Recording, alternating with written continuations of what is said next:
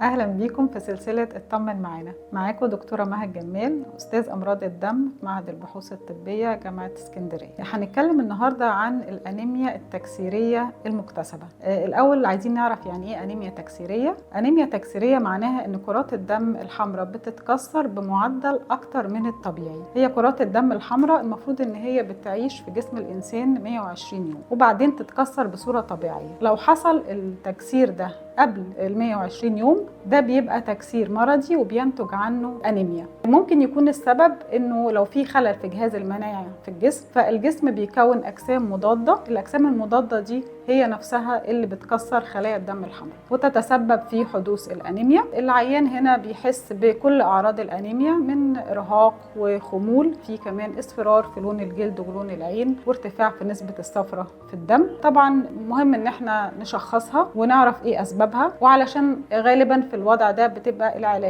علاجات تخص تظبيط اضطراب جهاز المناعة اللي في الجسم. غير كمان الاضطراب في الجهاز المناعي في أسباب أخرى ممكن تسبب الأنيميا التكسيرية، زي مثلا أدوية معينة المريض بياخدها لعلاج أي مرض تاني ممكن تكون هي السبب في تكسير خلايا الدم الحمراء بتاعته. أو طبعا بس في حالات نادرة جدا لو حصل نقل دم بفصيلة غير متوافقة مع العيان، وده طبعا خطأ طبي يعني نادر الحدوث. عشان كده لازم ان احنا نستشير الطبيب المعالج في حالات الأنيميا التكسيرية لمعرفة السبب والعلاج المظبوط.